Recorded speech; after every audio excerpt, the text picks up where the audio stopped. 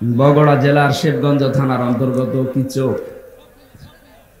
বেলতলী ঐতিহাসিক ঈদগাহ মাঠে 2 দিন ব্যাপী তাফসীরুল কোরআন মাহফিলের স্বনামধন্য সভাপতি আলহাজ মাওলানা আব্দুল গফর, সহসভাপতি মাওলানা আব্দুল গফর ব্যাপারী, প্রধান অতিথি সাবেক উপজেলা চেয়ারম্যান ও সহসভাপতি বগুড়া জেলা বিএনপি ও সভাপতি শিবগঞ্জ উপজেলা বিএনপি ও পরিচালক বিসি, বিশিষ্ট রাজনীতিবিদ, শিক্ষাবিদ জনাব অধ্যক্ষ মীর শাহী আলম দামাত বারকাতুহুমুল আলিয়া। আলোচনা রেখেছেন মাওলানা হুসাইন আহমেদ মাহফুজ চুয়াডাঙ্গা। উপস্থিত আছেন এই ইউনিয়নের সাবেক চেয়ারম্যান বড় ভাই জনাব আফসার আলী, মঞ্চে বসা ওলামায়ে কেরাম, সম্মানিত ব্যক্তিবর্গ, সামনে বসা মুসলমান ভাইরা, পর্দার আড়ালের সম্মানিতা মা এবং বোনেরা, দল মত জাতি বর্ণ ধর্ম নির্বিশেষে আজকে এটা শুধু জামাত বিএনপির অনুষ্ঠান না, মানুষ পদবাচ্চে যারা বিবেচিত সবার জন্য আজকের এই অনুষ্ঠান। একটা হাদিস বলছে, যুবতী মেয়ে এসে বলে, হে রাসূল, আমি জেনা করে ফেলেছি। নবীজি বললেন, কাউকে বলবা না, চলে যাও। মেয়েটি আবার এসে বলে, হে রাসূল, আমি জেনা করেছি। কানে আওয়াজ লাগবে। বগুড়াবাসী নবীজি তিনবার মেয়েটাকে ঘুরিয়ে দিলেন। মেয়েটি আবার সামনে এসে বলে, হে রাসূল, আমাকে মুক্ত করেন, আমি এই জেনার গোনা নিয়ে মারা যেতে চাই না। আমি জানি 3টা অপরাধের শাস্তি মরণের পরে ডবল করে আল্লাহ দেবে। কয়টা? আরো জোরে বলেন। ওয়াল্লাযীনা লা ইয়াদউনা মা'আল্লাহি ইলাহান আখারা। 1 নম্বরে দুনিয়ায় যারা আল্লাহর সাথে অন্য কাউকে ডাকে তাদের শাস্তি ডবল হবে। আর এটা বাংলাদেশে বেশি। আল্লাহকে ডাকছে, কিছুক্ষণ পরে দেখবেন আলী বাবা, কেল্লা বাবা, ফাতে বাবা, এগুলো চট্টগ্রাম বিভাগে বেশি। কথা বলছে না কেন? এই কুমিল্লা ব্রাহ্মণবাড়িয়ায় আপনি দেখবেন ইন্টারনেটে কি জিকির চলছে। কিছুক্ষণ আল্লাহর জিকির করার পরে দেখবেন উল্টা পাল্টা জিকির। কথা বলেন না কেন? তাহলে আল্লাহর সাথে যারা অন্য কাউকে ডাকবে এদের শাস্তি হবে ডবল। ওয়ালা ইয়াকতুলুনা আন-নাফসাল্লাতী হারামাল্লাহু ইল্লা বিল হক। যারা অন্যায়ভাবে মানুষ হত্যা করে। 2024 সালের আগস্টের 5 তারিখের আগ পর্যন্ত 3732 জন মানুষ মারা গেছে সরকারি জরিপে। এদের একটাও আপনি দলিল দিতে পারবেন কোন কারণে মারলেন এদের? এই যে মানুষ হত্যার সাথে যারা জড়িত ছিলেন, টপ টু বটন প্রত্যেকের শাস্তি ডবল হবে। কথা বলেন না কেন? মানুষ হত্যার সাথে যারা জড়িত তাদের বাঁচার জন্য একটাই পদ্ধতি আছে, তাদের মেরে ফেলা লাগবে। এটা আমি বানিয়ে বললাম। সূরা বাকারার 178 নম্বর আয়াতে আছে, এই যে কিসাসের বিধান আল্লাহ এমনিতে দেয়নি, দুনিয়ার ভারসাম্য রক্ষা করার জন্য আল্লাহ এটা দিয়েছেন।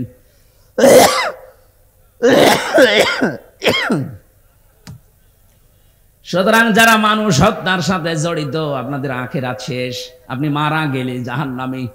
ওমাই ইয়াকতুল মুমিনা মুতাআম্মিদান ফাজাযাউহু জাহান্নাম। সূরা নিসার 93 নম্বর আয়াত। আল্লাহ বলেন যারা মানুষ হত্যা করে তাদের 1 নাম্বার শাস্তি জাহান্নাম। কি বলেন? বলেন। আপনার আখিরাত তো শেষ। দুনিয়ায় যদি আপনি বৈধভাবে এখন বেঁচে থাকতে চান, যারা এই 3732 জন মানুষ হত্যার সাথে জড়িত, ফাইনাল কথা তাদের মেরে ফেলা লাগবে। কোনো বুদ্ধি নেই আর। 3 নম্বরে ওয়ালা ইয়াজনুন, জেনা করবা না। যারা দুনিয়ায় জেনা করে এই মানুষগুলোর শাস্তি কয়টা? ডবল। বলেন। বলেন। মেয়েটি বলছে, হে রাসূল, আমি জেনা করে ফেলেছি, গর্ভবতীও হয়ে গেছি। বিশ্ব নবী বললেন, তোমার অপরাধ হয়েছে কিন্তু বাচ্চাটার অপরাধ নেই, ওটা আগে খালাস হোক। খালাস হওয়ার সঙ্গে সঙ্গে আসবো, আমি বিচার করে দেব। যে এসেছে বলে, হে নবী, এই যে আমার বাচ্চা, আপনি আমাকে মুক্ত করেন অপরাধ থেকে। ও বগুড়াবাসী, আমার কথা হচ্ছে, মেয়েটা আরবি ভাষার লোক, আরব দেশের। তার ভাষা, মাতৃভাষা কি? বলেন। বলেন। নবীজি কি তাকে বলতে পারতেন না ঠিক আছে, যা হয়েছে হয়েছে, গোপনে আস্তাগফিরুল্লাহ পড়ে নাও। আর তাকে কি আস্তাগফিরুল্লাহ মুখস্থ করানো লাগতো? সে তো তার মুখস্থ আছে, কারণ সে আরবি ভাষার লোক, একবার শুনলেই তো পড়ে ফেলতো। সে কি আস্তাগফিরুল্লাহ পড়লে তার মাফ হয়ে গেছে? কেন নবীজি তাকে বললেন যে ঠিক আছে যাও। 10 মাস 10 দিন পরে এসেছে বাচ্চাটা নিয়ে, বললেন না এখনই হবে না, তোমার স্তনের দুধ আছে, এই বাচ্চার অধিকার 2 বছর, এটা আগে কমপ্লিট করে আসো। বাচ্চাটা যখন শক্ত খাবার খাওয়া শিখবে তখন আসবা। ঠিক এসেছে। যখন আসলেন ডাক দিয়ে বললেন হে রাসূল তাড়াতাড়ি করেন। সে কিন্তু জানে যে বিচার কি হবে, সে নিজে জেনে এসেছে। বিশ্বনবী নিজে ছেলেটাকে এক সাহাবীর আন্ডারে দিয়ে দিলেন। ডাক দিয়ে বললেন একে মাটির ভেতরে গেড়ে দাও। চারিদিক থেকে পাথর মারা আরম্ভ হয়ে গেছে। হযরতে খালিদ ইবনে ওয়ালিদ বলেন এত জোরে একটা পাথর নিক্ষেপ করলাম, ওটা ফিনকে দিয়ে রক্ত এসে আমার শরীরে লেগে গেছে। আমি বরদোয়া দিয়েছিলাম, ভৎসনা দিয়েছিলাম। নবীজির কানে কথাটা যাবার পরেই বিশ্বনবী বললেন খালিদ থামো, আমি নবী, তুমি নবী না। আমি যা জানি তুমি জানো না, আমি যা দেখতে পাই তুমি দেখতে পাও না। আমি দেখতে পেয়েছি আজরাইল 70,000 ফেরেশতা নিয়ে আকাশ থেকে নাজিল হয়ে আমাকে বলছে হে রাসূল, এই মহিলার যে তাওবা, এর যে অনুশোচনা, এর যে কর্মকাণ্ড দেখিয়ে গেল দুনিয়ায়, এমন ভাবে যদি কোনো জালেমও তাওবা করে যেতে পারে আল্লাহ তাকেও মাফ করে দেবেন।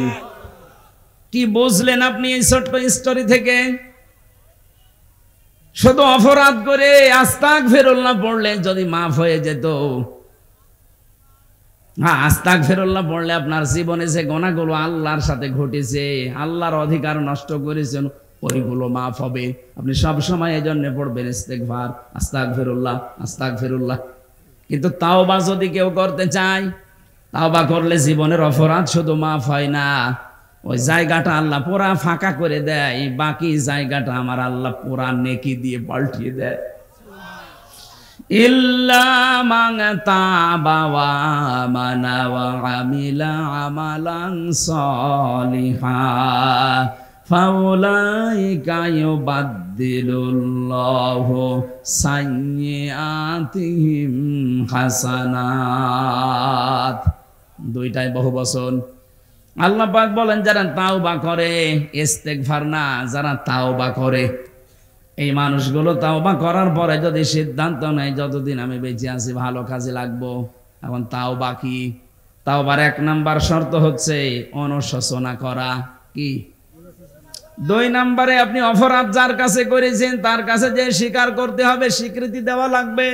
এটা যদি আল্লাহর সাথে সম্পৃক্ত হয় আল্লাহর কাছে বলবেন, যদি বান্দার সাথে সম্পৃক্ত হয় বান্দার কাছে বলা লাগবে। 3 নাম্বারে যা করেছি জীবনে আর এই কাজ আমি জীবনে দুনিয়ায় কোনোদিন রিপিট করব না। জোরে বলেন সুবহানাল্লাহ। তাহলে তাওবা করলে জীবনের অপরাধ শুধু মাফ হয় না, পুরা জায়গাটা আল্লাহ নেকি দিয়ে পাল্টিয়ে দেয়। এটা আস্তাগফিরুল্লাহর মতো না। মেয়েটা তাওবা করেছে না ইস্তেগফার করেছে? তাওবা। বলেন বলেন। এই জন্য আমার আল্লাহ দুনিয়াতে তার এমন তাওবা কবুল করলেন, বিশ্বনবী বলেন এটা যদি পুরা আরব জাহানে সবার ভেতরে ভাগ করে দেন সবাইকে আল্লাহ মাফ করে দেবে। এত বড় তাওবা হয়েছে তার। আর 15.5 বছরে এই 14 দল বাদ দিয়ে বাকি আমরা যারা আছি এদেশে সবাই মাজলুম। কথা বললেন না? 14 দল বাদ দিয়ে বাকি যারা আছি আমরা সবাই কম বেশি মজলুম। এই মজলুমদের এখন উহুদের ময়দান থেকে শিক্ষা নেওয়া লাগবে।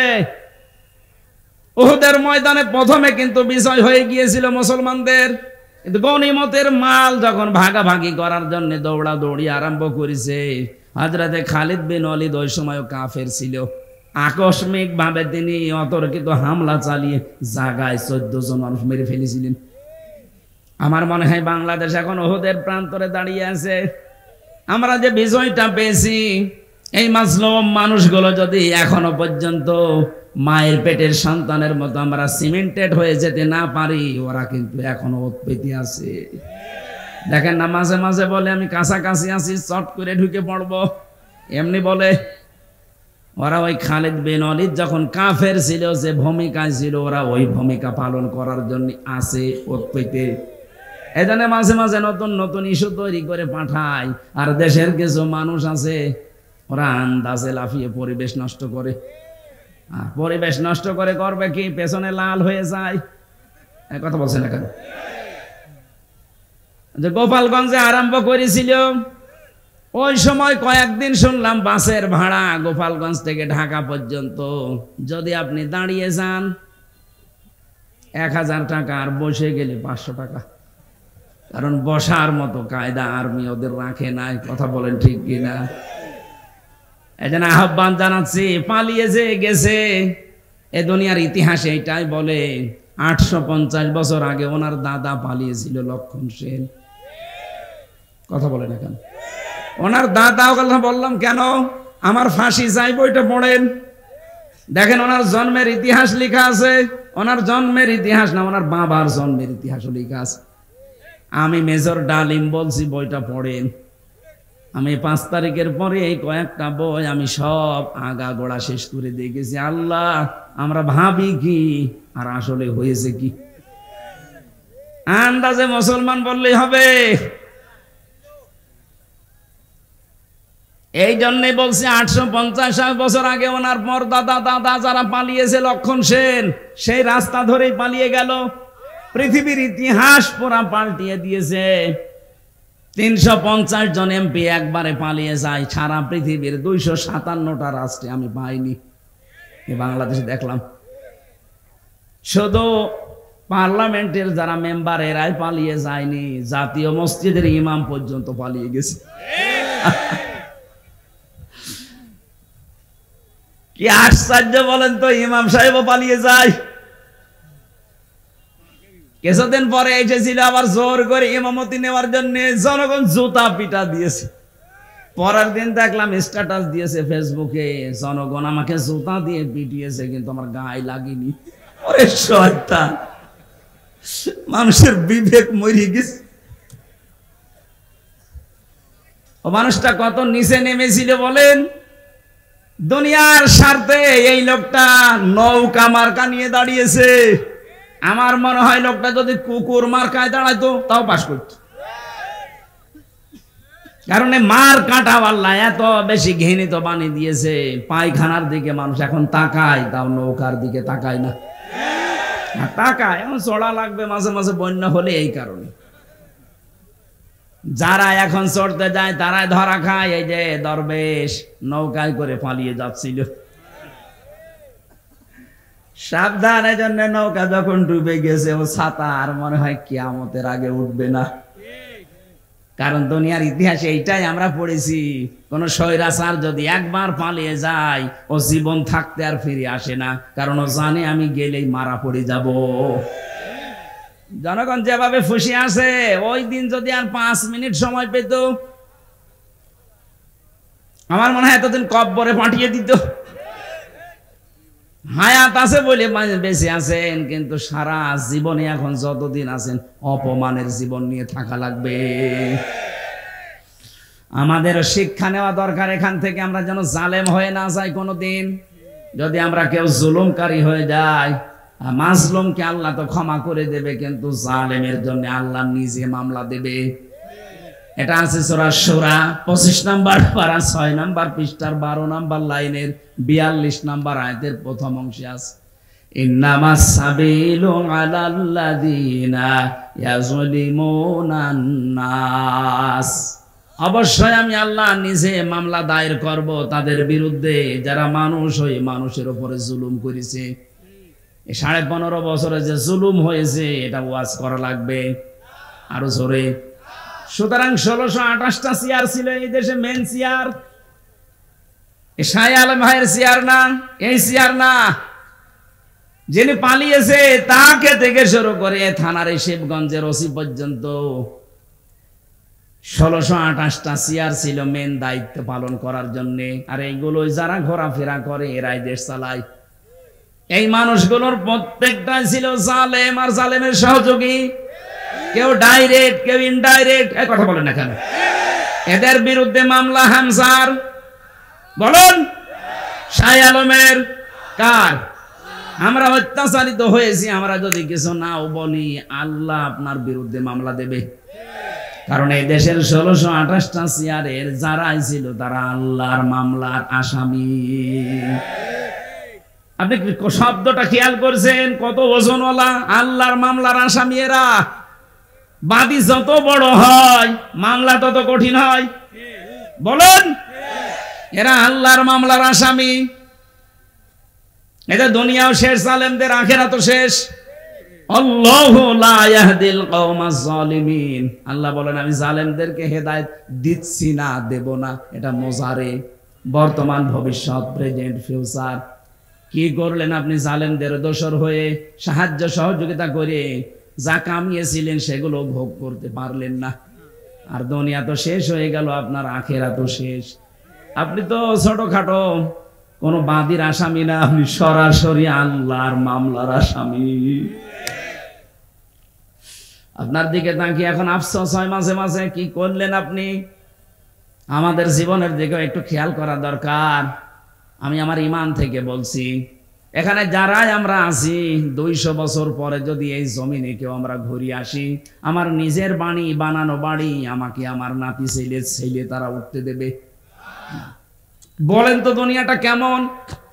এই বাড়ি ঘর জমি জায়গার জন্য এমন কোন কিছু করি নাই, সব আমার জীবনে ছিল, সে বৈধ অবৈধ বলেন। অথচ মাত্র 200 বছর পরে এখন ফিরে আসবেন, আপনাকে আপনার ছেলের ছেলের ছেলে 3 পুরুষের পরে আর তারা চিনবেও না, উঠতেও দেবে না। কোরআনে কারিমে আল্লাহ আমাদেরকে কথাটা বারবার আমাদের বিবেকের কাছে ধাক্কা দিয়েছেন। আমাল হায়াতুদ দুনিয়া ইল্লা মাতাউল গুরুর। ও পৃথিবীর বান্দা বান্দিরা, একটু বিবেকটা কাজে লাগাতে পারো না? দুনিয়ার জীবন কিন্তু ধোঁকা। তোমার মা বাবাও ধোঁকা, সন্তান ধোঁকা, স্ত্রী ধোঁকা। দুনিয়ায় একটু ভান করে থাকো, দেখো চোখ বন্ধ করে সব ধোঁকা ধরা পড়ে যাবে। সুতরাং আমরা যেন পাগলামি না করি কেউ। বিশাল ধোঁকা আমাদের সামনে যেটা দেখা দিচ্ছে এখনো আছে, এই ধোঁকায় পড়ে আমি আমার আখিরাত নষ্ট কোনো করতে পারি না। আমার আখিরাত যেন আমার সামনে 1 নম্বরে থাকে, এই দুনিয়া যেন আমার পেছনে থাকে। তাহলে আখিরাত যদি কেউ 1 নাম্বার বানায়, দুনিয়া আমার আল্লাহ তার কপালে যা আছে এমনি দিয়ে দেবেন। আমরা কি আখিরাত সামনে রাখতে রাজি আছি? বলেন বলেন। আমার এবার তেলাওয়াত কি তো আয়াত সূরা আরাফ 179 নম্বর আয়াত। আজকের আলোচনার বিষয় যেটা বলেছিলাম, নাম হচ্ছে বিবেক। নাম কি? এটা যাদেরকে আল্লাহ দিয়েছেন, এই বিবেক যাদের কাছে লাগে না, একেবারে অ্যাক্টিভ হয়ে মিশে যাবেন কোরআনের সাথে। আল্লাহ পাক বলেন, ওয়ালাকাদ যারানা লিজাহান্নামা কাসীরাম মিনাল জিন্নি ওয়াল ইনস। অধিকাংশ মানুষ আর জিন জাহান্নামে যাবে, এই জন্যই তাদেরকে বানিয়েছি। কে বলছেন? প্রশ্ন আসতে পারে, তাহলে আমার দোষ কি? অধিকাংশ মানুষ আর জিন যদি জাহান্নামে যায়, তা আমার কি দোষ? হ্যাঁ, এখানে আল্লাহ 3টি ইন্দ্রিয় শক্তির কথা দিয়েছেন। যাদের ভেতরে এই 3টা আছে, যদি কাজে না লাগে সে জাহান্নামে যাবে, যার কাজে লাগবে সে জান্নাতি। একেবারে কাটছাট সহজ কথা। 1 নম্বরে লাহুম কুলুবুল লা ইয়াফকাহুনা বিহা, যাদের কলব আছে কিন্তু চিন্তা ভাবনা নেই। এই যে আপনাকে বিবেক আল্লাহ দিয়েছেন, কিন্তু বিবেকটা আপনি কাজে লাগান না। বিবেক কাজে লাগাতে পারলে আপনি রাস্তা হারাবেন না, রাস্তা পেয়ে যাবেন। একেবারে গোড়াতে শিকড়ে আল্লাহ হাত দিয়েছেন আমাদের। হালাতা আলাল ইনসানি হিনুম মিনাদ দাহারি লাম ইয়াকুন শাইআম মাযকুরা। আল্লাহ পাক বলেন, হামজা একটু কি খেয়াল করো না, বিবেকটা কাজে আমার লাগে না, যে তুমি জন্মের আগে উল্লেখ করার মতো কিছুই ছিলে না। আমার এই যে 33 বছর বয়স, এখন 34 বছর আগে হামজা নামে আমার বংশে যেহেতু কেউ ছিল না, আমার বংশে আমার এই রিয়াজ এবং ফিরোজা, এই মাধ্যমে আমি দুনিয়ায় আসলাম। কেউ আলোচনাও কোনোদিন করেছে যে এখানে হামজা নামে একজন এসেছে মাত্র 34 বছর আগে? আল্লাহ পাক আমাকে এটা স্মরণ করাচ্ছেন কেন? কারণ একটা দুর্বল জায়গায় আঘাত দিয়েছেন আমার। আমি তখন কিছুই ছিলাম না, নেই থেকে আস্তে আস্তে আমার আল্লাহ আজ হামজা বানিয়ে চেয়ারে বসিয়েছে। এখানে মা বাবার দায়িত্ব শুধু বিছানায় থাকা, বাকি যা করার কে করেছে?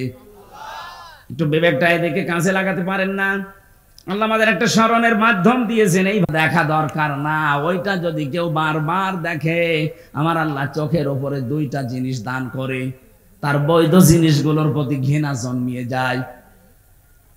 সেদিন একজন স্ট্যাটাস দিয়েছিল আমাকে, বলছে আমার বৈধ স্ত্রী কয়েক বছর সংসার করার পর একটা সন্তানও দিয়েছে, কিন্তু এখন আমার আর ভালো লাগে না। বাইরের মেয়ে লোক দেখলে খুব ভালো লাগে, আনন্দ লাগে। বললাম এই রোগ থেকে মুক্ত হওয়ার জন্য 2টা পদ্ধতি আল্লাহ দিয়েছেন, ঔষধ। এখানে যাদের এরকম অভ্যাস আছে, নিজের জায়েজ স্ত্রী এখন আর ভালো লাগছে না, বাইরেরটা দেখলেই কেমন জানি আকর্ষণ তৈরি হয়, নাকি এলাকায় নেই?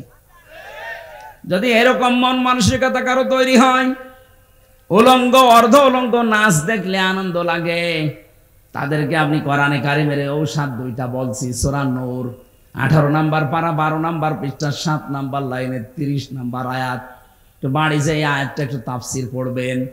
অকুল লিল মুমিনিনা ইয়াগুদ্দু মিন আবসারিহিম ওয়া ইয়াহফাযু ফুরুজাহুম যালিকা আযকা লাহুম ইন্নাল্লাহা খাবীরুম বিমা ইয়াসনাউন। বলেন আল্লাহু আকবার। আল্লাহ পাক বলেন, হে নবী, মুমিন পুরুষ যারা আছে এখানে তাদেরকে আপনি বলে দেন, তারা যেন তাদের চক্ষুকে নিম্নগামী করে রাখে পর স্ত্রী থেকে, পর নারী থেকে। 2 নম্বরে তাদের লজ্জা স্থানকে হেফাজত করে। প্রশ্ন আসতে পারে 2টা কাজ করা অত সহজ? হ্যাঁ, সহজ না। এই জন্যই তো আল্লাহ আপনাকে এত দামি বানিয়েছে। আপনার পরীক্ষা তো এই 2টাই। বিশ্ব নবী জানিয়েছেন 2টা গর্থের যদি কেউ আমাকে গ্যারান্টি দিতে পারে, আমি আল্লাহর নবী বলছি তাকে আমি জান্নাতে পৌঁছিয়ে দেব। 1 নম্বরে এই মুখটা, 2 নম্বরে লজ্জা স্থান। এই 2টা গর্থ যদি সত্যি কেউ হেফাজত করে রাখতে পারে, আল্লাহর দিকে তাকিয়ে একটা অনির্বচন সুখ আপনাকে আল্লাহ দান করবে। শব্দটা কে বললাম বলেন তো? অনির্বচন সুখ। এটা বাংলা, বাস্তবতা দেখাচ্ছি। এই যে সিল ছো মারে যখন পাখির বাচ্চাদের, মা পাখিটা তখন নিজের ডানাটা এভাবে বিছিয়ে ফল করে দেয়, এর নাম আরবিতে ওয়াখন। 60 করার পরে যখন ফল করে, তোমরা দেখতে পাও পাখির এই মরগুলো এত মোলায়েম, এত নরম, এত সফট, একটার সাথে আরেকটা যখন মিলে যায়, ডাউন করার পরে যখন ফল করে, এর নিচে বাচ্চাগুলো যে একটা আনন্দ পায়, একটা সুখ পেয়ে যায়, ওদের মনে মনে এই চিন্তা, এই বিশ্বাস তৈরি হয় যে যেখানে আসি এখানে অন্তত দুনিয়ার কেউ ছো মেরে নিয়ে যেতে পারবে না।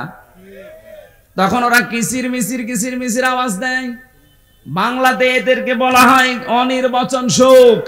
আপনি যদি সত্যি আল্লাহর ভয়ে আজকে আপনার এই চোখের যে গোনা আছে এটা বন্ধ করে দিতে পারেন, আপনার হৃদয়ের ভেতরে আল্লাহ আলাদা ভাবে একটা সুখ নিজে দান করবেন।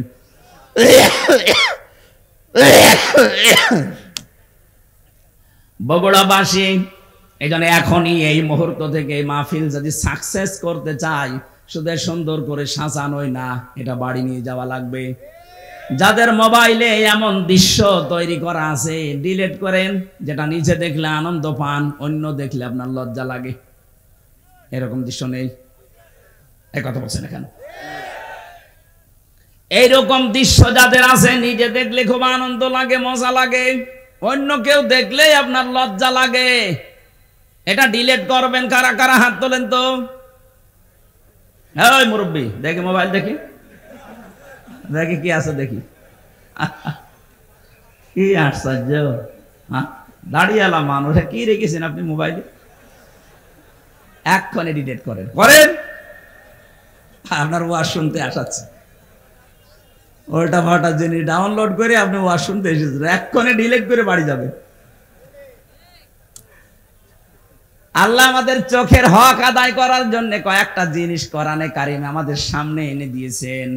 আফালা ইয়ানজুরুনা ইলাল ইবিলি কাইফা খুলিকাত ওয়া ইলাস সামাই কাইফা রুফিআত ওয়া ইলাল জিবালি কাইফা নুসিবাত ওয়া ইলাল আরদি কাইফা সুতিহাত। বলেন আল্লাহু আকবার। আল্লাহ পাক বলেন, ও দুনিয়ার মানুষেরা, বিকুম ওয়া ইউনযিরুনাকুম লিকা ইয়াউমিকুম হাদা। কি তোমাদের কাছে কি নবী রাসূল যায়নি? এই জাহান্নামের যে আযাবের কথাগুলো তারা কি তোমাদেরকে শোনায়নি, সতর্ক করেনি? প্রত্যেকটি জাহান্নামী মানুষগুলো এক বাক্যে জবাব দেবে, ক্বালু বালা কদ জানা নাযীর। হ্যাঁ, আমাদের কাছে সতর্ক বার্তা নিয়ে এসেছিল। নবী হয়তো আসে নাই, নবীর ওয়ারিসরা এসেছিল। সত্য কথা বলতে হবে, মিথ্যা বলা যাবে না। সত্য পথে চলা লাগবে, মিথ্যা পথে চলা যাবে না। সত্যকে মিথ্যার সাথে মিশ্রণ করা যাবে না। দায়িত্ব জীবনে যেইটা যেইটা আছে পালন করা লাগবে, এই কথাগুলো আমাদের স্মরণ করিয়েছিল। কিন্তু মনে মনে ভাবতাম এইটা, আর বলতাম ফাকাল্লাবনা ওয়া কুলনা মা নাযালাল্লাহু মিন শাই। মনে হয় বেটা মিথ্যা কথা বলছে, এরকম কিছু আল্লাহ নাযিল করেনি। এরকম ধারণা এই দেশে কারো নেই এখন। এত ভেঙে ভেঙে কথা বলার পরে অনেকের মনের ধারণা, না, এ মনে হয় আল্লাহ এরকম কথা দেয়নি, আমি কি বানিয়ে বলছি? বলেন বলেন। তখন ওরা এক বাক্যে জাহান্নামের ফেরেশতা দারোয়ানের কাছে বলবে, লাউ কুন্না নাসমাউ আও নাকিলু মা কুন্না ফি আসহাবিস সাঈর। আমরা যদি ওই জামানায় কথাগুলো শুনতাম জীবিত অবস্থায়, আর যদি বিবেক কাজে লাগাতাম, তাহলে আজকে এই জাহান্নামে আমাদের আশা লাগতো না। বগুড়াবাসী, বিবেক যাদের আছে এখনো কিন্তু কাজে লাগান, নয়তো জাহান্নামী হয়ে যাবেন। বিশ্বনবী মেয়েদের সম্পর্কে জানিয়েছেন, নেককার মহিলা আল্লাহর কাছে 4টা গুণ বিশিষ্ট নারী। 1 নম্বরে ইদা নাজারা ইলাইহা সাররাতুহু, যার দিকে স্বামী তাকালে স্বামীকে আনন্দ দেয়। আজ হাজারো মহিলা পরিবারে এইটা করে না। এটা মনে করো দুনিয়ার কাজ না, এটা আখিরাতের কাজ। স্বামী বাইরে থেকে যখনই আসবে, আপনার কথাবার্তা দিয়ে, অভ্যর্থনা দিয়ে, ওয়েলকাম দিয়ে, ব্যবহার আচার দিয়ে, খেদমত দিয়ে, যেভাবেই হোক তার মনটা তরুতাজা করা লাগবে। নবীজি বলেছেন, কোন মহিলা যদি স্বামীকে আনন্দ দিতে গিয়ে, হাসি খুশি করতে গিয়ে দাঁত বের করে ফেলে, যেই কয়টা দাঁত তার স্বামী দেখে আনন্দ পাবে, ওই কয়টা সওয়াব পাবে। ওরা দাঁত দেখায় স্বামী বাদ দিয়ে বিয়াইকে, দোলা ভাইকে। কথা বলে না কেন? ওয়াইদা গাবা আনহা হাফিজাতুহু, 2 নম্বরে ওই মহিলার জন্য জান্নাতের 8টা দরজা খোলা থাকবে।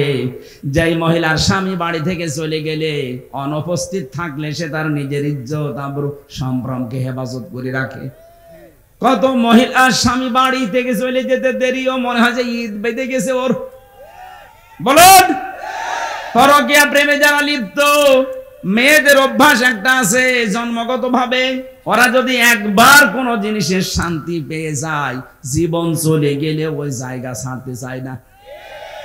এটা শুধু দোষ ওদের একা না, হযরত আদম আলাইহিস সালামের স্ত্রী থেকে শুরু। জান্নাতে যখন ছিল, শয়তান যে মেন গেটে বলছিল, আকাসামাহুমা ইন্নী লাকুমা লামিনান নাসিহিন, আমরা আল্লাহর নামে কসম দিয়ে বলছি আমি তোমাদের হিতাকাঙ্ক্ষী। গোপন ভিত্তিতে সংবাদ পেয়েছি যে আল্লাহ তোমাদেরকে আরামের শান্তির জায়গায় বেশি দিন রাখবে না, তোমাদের তাড়িয়ে দেবে। হযরত হাওয়া আলাইহিস সালাম আগে পেছনে চিন্তা না করে মনে করলেন, কি এত বড় আরামের জায়গায় থাকতে পারবো না? মানে বলছে কি করা লাগবে তাই বলেন, যা করা লাগে আরামের জায়গায় থাকতে আমি তাই করব। শয়তানের জন্য টার্গেট নিয়েছিল মহিলাকে। কাকে? বলেন বলেন। মেয়েদের চক্রান্ত যে কত ভয়ঙ্কর, জান্নাত থেকে পর্যন্ত আমাদের চলে আসা লেগেছে। 15.5 বছরে মেয়ে লোকের চক্রান্ত আপনি দেখতে পেলেন না? একবার কোন রকমে চেয়ারে বসার পর যে শান্তি পেয়ে গেছে, দুনিয়ার সব মানুষ মারা যাক, চেয়ার আমার চাই। এজন্য মাঝে মাঝে দেখতাম এই কথা বলতো, নির্বাচন হয় হোক না হয় না হোক, আমি ক্ষমতা চাই। এটা শয়তানের কথা। কার কথা? মেয়েরা, আপনি স্বামী বাইরে গেলে যে অনুপস্থিত স্বামী আন্দাজে যার তার মোবাইলে কল দিয়ে এই যে শাবনূরের কণ্ঠে কথা বলেন, আপনি যতক্ষণ পরপুরুষের সাথে কথায় লিপ্ত থাকবেন আপনার কবিরা গুনাহ উঠতে থাকবে। মেয়েরা মোবাইলে কোন আওয়াজে কোন সিস্টেমে কথা বলবে আল্লাহ তাও জানিয়েছেন। সূরা আহজাবের 32 নম্বর আয়াত, ইয়া নিসান নাবিয়্যি লাস্তুন্না কা আহাদিম মিনান নিসাই ইনিত্তাকাইতুন্না ফালা তাখদাউনা বিল কওলি। আল্লাহ পাক বলেন, হে নবীর স্ত্রীরা, পর্দার আড়াল থেকে যদি কথা বলতে চান, কথা বলবেন সত্য কথা, কিন্তু ভাষা করবেন রুক্ষ সূক্ষ্ম, গরম দিয়ে কথা বলবেন। যার সাথে কথা বলছেন ওনার মনের ভেতরে যদি শয়তান কোনো কিছু ওয়াসওয়াসা দেয়, ওইটার কাজে লাগবে না। আপনি মোবাইলে কথা বলতে হলে প্রথমে সালাম দিয়ে জিজ্ঞাসা করে, যদি স্বামী কোথায়, বলে স্বামী আছে বাথরুমে, অন্য জায়গায়। কি কি দরকার এমন ঝাঁঝালো গলায় বলবেন। যদি পরপুরুষ হয়, ওর মনের ভেতরে শয়তান উকি ঝুঁকি দিলে ওর সঙ্গে সঙ্গে পাল্টিয়ে যাবে। মনে মনে ভাববে, আল্লাহ এ কি মহিলা না আজরাইল। আর যদি শাবনূরের কণ্ঠে আপনি শুরু করেন আলাপ, ও মনে করবে কাজ হচ্ছে। 8 দিন 2 দিন 5 দিন পরে দেখবেন 2 শয়তান ফেলে দিয়ে উনি আল্লাহ রাস্তায় পালিয়েছে। এই জন্য স্বামী যখন বাড়ি থাকে না, স্বামীর সন্তান, স্বামীর সম্পদ, স্বামীর ইজ্জত আবরু হেফাজত করে রাখা নেককার মহিলার গুণ। 3 নাম্বার, ওয়াতুইনু আলা দীনি যাওজাতিহা। যখন স্বামী বাইরে থেকে দিনের কাজ কারবার করার জন্য থাকবে, তখন তাকে আপনি ছাড় দেবেন, সাহায্য করবেন, সহযোগিতা করবেন, উৎসাহ দেবেন। তো অধিকাংশ মহিলারা এটাই নেই। দিনের কাজে, মানবতার কাজে, 10টা মানুষের কর্মসংস্থান তৈরি করার জন্য স্বামী কাজ করছে, আপনি তার উৎসাহ দেবেন। আরো কথা বলে না কেন? একটা মসজিদ বানিয়ে দিলে কয়জন মানুষ নামাজ পড়বে? নাই 2000। কথা বলে না কেন? একটা রাস্তা যদি কেউ সংস্কার করে দেয়, একটা ব্রিজ বানিয়ে দেয়, লক্ষ লক্ষ মানুষও রাস্তায় হাঁটবে। 1000 মসজিদ বানানোর চাইতে একটা ব্রিজ কালভার্ট সংস্কার করা আল্লাহর কাছে দামি। এরকম মানবতার পক্ষে যে কাজগুলো, মানবতাকে সাহায্য করার জন্য, আল্লাহর দ্বীন প্রচারের জন্য, কায়েমের জন্য, প্রতিষ্ঠার জন্য যারা কাজ করে বেড়ায়, নেককার স্ত্রীর কর্তব্য হচ্ছে তাকে উৎসাহ দেওয়া, সাহায্য করা। খাদিজাতুল কুবরা এইটাই করেছিলেন নবীর জন্য। এই জন্য আল্লাহ তাকে নিজে সালাম পাঠিয়েছেন। সুবহানাল্লাহ বলতে পারেন না? আপনাকে সালাম দেবে কি করে? আপনি তার বাধা দেন। আপনার স্বামী কি মদ গাঁজা খেয়ে বেড়াচ্ছে? সে তো মানবতার পক্ষে কাজ করছে, 10টা মানুষের কর্মসংস্থান তৈরির জন্য চেষ্টা চালাচ্ছে। সমাজের জন্য কাজ করে যারা, মানবতার জন্য, ইসলামের জন্য, তাদের স্ত্রীরা যেন ছাড় দেয়, সাহায্য করে, উৎসাহ দেয়। এটা নেককার মহিলা। 4 নাম্বারে, স্বামী যেটা পছন্দ করে, নেককার হতে চাইলে ওইটা আপনাকে পছন্দ করা লাগবে যদি জায়েজ হয়। আমি সহ যত স্বামী এখানে আছি, প্রতিটি স্বামী আমরা চাই এবং পছন্দ করি মন থেকে। যে কোরআন হাতে নিয়ে বলছি, মন থেকে আমি চাই এবং পছন্দ করি বিয়ের পরে যেন আমার মা বাবা আমার সাথে থাকে। কথা বলে না কেন? 100টার 98টা মহিলা এটা চায় না। হ্যাঁ, নামাজ পড়ে, রোজা রাখে, কালো বোরকা পরে, কিন্তু স্বামীকে মাঝে মাঝে খোঁচায়, কি আর কতদিন একসাথে থাকবা, আলাদা হবা না। এই কথাটা শুধু ওই মেয়ে লোকের না, ওই মেয়ে লোককে হাওয়া দিচ্ছে ওই মেয়ে লোকের মা আর বড় বোন। ওখান থেকে শুধু হাওয়া দেয়, আর কতদিন থাকবি একসাথে, আরামে খেতে চাইলে আলাদা হ। এরকম শাশুড়ি আর বড় শালি কার আছে? হাত তোলেন তো। একজন আছে না? কি ইয়ার কি মারার কথা না, ওরা আছে, সত্যি আছে। সম্মানিত মা বোনেরা, আপনি মনে করেছেন আমি নামাজ পড়ি, রোজা রাখি, কালো বোরকা পরি, জান্নাত আমি পাবো না? পাবে কি? কে বলেছে আপনি জান্নাত পাবেন? জান্নাতে যেতে হলে আপনার স্বামী যেটা পছন্দ করে ওটা যদি জায়েজ হয়, আল্লাহর কসম আপনার কষ্ট হলেও মেনে নেওয়া লাগবে। এই যে কয়েকদিন আমি গিয়েছিলাম আগে নীলফামারী কিশোরগঞ্জ থানা, একটা বৃদ্ধাশ্রমে ঢুকলাম। কতগুলো মা আর বাবা বসে আছে, তাদের চোখের দিকে তাকালেই মনে হচ্ছে ওরা সন্তানের জন্য বদদুয়া দিচ্ছে। কত কষ্ট লাগে একটা সন্তান বড় করতে। যারা বাবা আছে জিজ্ঞাসা করে দেখেন, একটা ছেলে একটা মেয়ের পেছনে 25 বছর 22 বছর শ্রম দেওয়ার পরে তার বিয়ে দেওয়া হয়। আমার মনে হয় আমার এই ছোট্ট মেয়েটাকে নিয়ে আমি যে ঝামেলায় আছি, আমাকে নিয়ে আমার বাবা মা ঠিক এই ঝামেলায় ছিল। প্রতিটি মানুষের পেছনে তার মা বাবা ঠিক এইভাবে শ্রম দিয়েছে। অথচ লাইন ধরে এই লাইনে বাবা, এই লাইনে মা বসে আছে বৃদ্ধাশ্রমে, সবগুলোর সন্তানই আছে। এতে সন্তানগুলো নিজেরা বড় ধাক্কা সহ্য করতে না পেরে বৃদ্ধাশ্রমে মাকে রেখে গেছে। সূরা আরাফ পড়েছি। আরাফের প্রথম বাংলা অর্থ হচ্ছে আরাফ মানে প্রাচীর। আরাফ মানে নবীজি বলেন জান্নাত আর জাহান্নামের মাঝে আল্লাহ একটা প্রাচীর দিয়ে রাখবে। কিছু মানুষকে আল্লাহ দাঁড় করিয়ে দেবে, ওদেরকে আল্লাহ জাহান্নামও দেবে না, জান্নাতেও দেবে না। সাহাবী প্রশ্ন করলেন, হুজুর জান্নাতে দেবে না কেন? নবীজি বলেন এরা আর যাই করুক মা বাবার হক আদায় করতো না, তাদের সাথে খারাপ ব্যবহার করতো। আজকে গতকালকে বগুড়াতে একটা ছেলে মাকে জবাই পর্যন্ত করে ফেলেছে।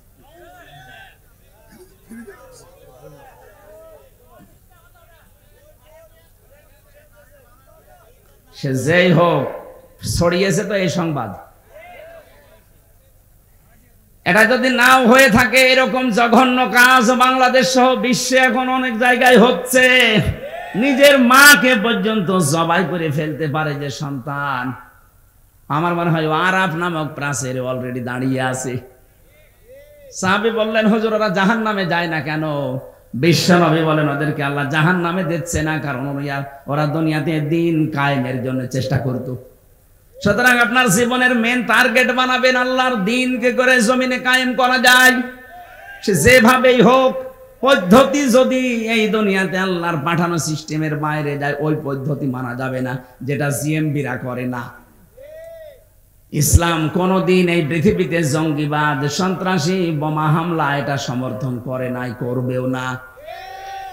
এই পৃথিবীর ময়দান শান্ত রাখার জন্য আল্লাহর যে নিয়ম আছে, রসুলের দেখানো যে পদ্ধতি আছে, এইটা অ্যাপ্লাই করে যদি কিয়ামত পর্যন্ত লাগে, দিন কায়েম না হয়, আপনার অসুবিধা নেই, আপনি চেষ্টা করার কারণে বেতন পেয়ে যাবেন। কথা বলে না কেন? আমাদের চেষ্টা থাকা লাগবে। কি করে আলা আলাহুল খালক ওয়াল আমর, এ জমিন আল্লাহ বানিয়েছে, কি করে আল্লাহর জমিনে আল্লাহর দিন এখানে দাঁড় করানো যায়। এটা আমি করতে পারলে ভালো, না করতে পারলো আমার লস নেই। আমার বিকাল 5টা মানে জীবনের শেষ দিনে আল্লাহ আমাকে বেতন দিয়ে দেবে, আর আমার বেতনের নাম জান্নাত। বেতনের নাম কি? এই জন্য আমাদের বিবেকটা আজকে আমাদের কাজে লাগানোর সময়। দুনিয়াতে যাদের বিবেক কাজে লাগে না, কোরআনের ভাষায় সূরা আনফাল 22 নম্বর আয়াত, ইন্না শাররাদ দাওয়াবি ইনদাল্লাহিস সুম্মুল বুকুমুল্লাযীনা লা ইয়াকিলুন। দুনিয়াতে যাদের বিবেক কাজে লাগে না, আল্লাহ বলেন হে নবী ওদেরকে মানুষের মতো দেখতে মনে হলে ওগুলো জানোয়ারের চাইতেও খারাপ। আমি বারবার বলছি কেন শব্দটা, কারণ 15.5 বছরে যারা ছিল একটারও বিবেক কাজে লাগে নাই। আপনার যদি বিবেক ন্যূনতম কাজে লাগতো, বিনা ভোটের এমপি হয়ে আপনি বুক ফোলাতে পারতেন না? আপনার লজ্জা করতো না? জনগণ আমাকে নির্বাচিত করে না, আমি পরিচয় দিই করে যে আমি এমপি। আপনার বিবেক কোথায় গিয়েছিল? কুকুরে প্রসাব করেছিল বিবেকে? সারা দুনিয়া ধিক্কার দিয়েছে 15.5 বছর, এরপরও মাটি কামড়িয়ে সিয়ার ধরে পড়ে আছে। আল্লাহ এত বড় লাথি দিয়েছে, এখন আদালতে নিতে গেলেও দেখি লাথি খাই। কয়েকদিন আগে ইনো একটা লাথি খেয়েছে না? শুধু ওরে না, যারা জালেম ছিল প্রত্যেককে লাথি দেওয়া দরকার। এগুলো তো দুনিয়ার লাথি, আখেরাতের লাথি পড়ে আছে। ফেরেশতারা ওদেরকে ফুটবলের মতো পিটাবে। জালেম আমরা কোনোদিন যেন না হয়ে যায়। আলাহুম আযানুল্লাহ ইয়াসমাউনা বিহা, যেগুলো শোনার তোমরা শোনো না। কি হয়েছে? কান দিলাম, শুনতে চাও না কেন? উলাইকা কালানাম, এই 3টি ইন্দ্রিয় শক্তি যাদের দিলাম, যারা কাজে লাগায় না, এই মানুষগুলো জানোয়ার। কে বলছেন? বলেন বলেন। আপনি নিজেকে এবার নিজে প্রশ্ন করে দেখেন তো, আল্লাহ আপনাকে বিবেক দিয়েছে, চোখ দিয়েছে, কান দিয়েছে, যাদেরকে দেয়নি তাদেরটা বাদ দিলাম, কিন্তু যাদের দিয়েছে আপনি কি জবাব দেবেন? এক অন্ধ আমার সাথে খাবার খাচ্ছিল, এটা কুমিল্লায়। হঠাৎ দেখে বিদ্যুৎ চলে গেল, আমরা চিল্লা পাল্লা আরম্ভ করেছি। অন্ধ আমার হাত চেপে ধরে বলছে, হুজুর চিল্লান, মাত্র 1.5 মিনিট 2 মিনিট কারেন্ট চলে গেছে, আপনি চিল্লাচ্ছেন। অথচ আজ 42 বছর আমার জীবনে কারেন্ট নেই। আল্লাহ যদি চোখটা সত্যি আপনাকে না দিত, কি হইতো বলেন তো আপনার জীবনে? কত লাতি গোতা, কত মানুষের অপমান অপদস্থ সহ্য করা লাগতো। এই জন্য কাজে লাগান। এটা যদি দেখার শক্তি পেয়েছেন, শোনার শক্তি পেয়েছেন, বিবেকটা আল্লাহ দিয়েছে, পাগল বানায়নি। সত্যি যদি কাজে লাগাতে না পারেন, আপনি আল্লাহর কাছে জানোয়ার। আল্লাহ বলেন, বালুহুমা দল, তার চাইতেও তুই আমার কাছে নিকৃষ্ট। উলাইকা হুমুল গাফিলুন, তুই গাফেল। আর গাফেলের জন্য আল্লাহর বানানো বাগান জান্নাত নেই। মেয়েদেরকে যে 4টা কথা বললাম, যখনই স্বামী আপনার দিকে নজর দেবে, স্বামীকে খুশি করবেন। স্বামী বাইরে গেলে হেফাজতে রাখবেন নিজের লজ্জাস্থান, নিজের সন্তান, স্বামীর সম্পদ। 3 নাম্বারে স্বামীকে সাহায্য করবেন, মানবতার কাজে, দিনের কাজে উৎসাহ দেবেন। 4 নাম্বারে স্বামী যেটা পছন্দ করে যদি জায়েজ হয়, কষ্ট হলে ওইটা সাপোর্ট করবেন। আল্লাহ মেয়েদের এই 4টা গুণ যদি অর্জন হয়, নবীজি বলেন জান্নাতের 8টা দরজায় আল্লাহ তার জন্য উন্মুক্ত করে রাখবে। আজকে আমাদের জীবনে আল্লাহ যেন পুরাটা সেট করে দেয়, বলেন আমিন। কিভাবে আল্লাহ বানিয়েছেন আমাদেরকে, আমি রেফারেন্স ছাড়া জেলখানায় বসে বসে বই তৈরি করেছিলাম, বাইরে এসে ওগুলো রেফারেন্স দিয়ে দিয়ে ছেড়েছি। ওই যে গাড়িতে আছে সৃষ্টি জগতের সূচনা, মেয়েদের জীবন সম্পর্কে লেখা আছে, ছেলেদের আছে। যাওয়ার সময় ওটা আপনার স্ত্রীকে, মেয়েকে, বউকে, ফুফুকে ওদেরকে উপহার দেবেন। ওই যে গাড়ি আছে মনে হয় এই গেটে আছে, ওগুলো যাওয়ার সময় নিয়ে যান। আজকের মতো কালকে যেহেতু অনুষ্ঠান আছে, আরো বড় মাওলানা আসবে, আজিজুল ইসলাম ভাই, আমি দোয়া করে শেষ করছি, ওটা যাওয়ার সময় নিয়ে যান। আল্লাহুম্মা আমিন। লা ইলাহা ইল্লা আনতা সুবহানাক ইন্নী কুনতু মিনাজ জালিমিন। রব্বুল আলামিন 2 দিন ব্যাপী তাফসীরুল কোরআন মাহফিলের প্রথম দিনে বগুড়া শিবগঞ্জের কিচকের এই মাটিতে আমরা হাত তুলেছি। যত মানুষ আমরা কোরআনের কথাগুলো এই 1.5 ঘন্টা পর্যন্ত শুনলাম, আমাদেরকে মাফ করে দাও। আলোচনা সওয়াবগুলো নবীজির রওজায় পৌঁছিয়ে দাও। মা বাপ যারা হারিয়ে ফেলেছে, আল্লাহ মা বাপকে ক্ষমা করে দাও। রব্বুল আলামিন বগুড়ার মাটি মানুষের সন্তান শহীদ রাষ্ট্রপতি জিয়াউর রহমানকে কবরে তুমি মাফ করে জান্নাত দিয়ে দাও। তার স্ত্রী অসুস্থ, আল্লাহ শেফায়ে কামিলা আজিলা নসিব করে দাও।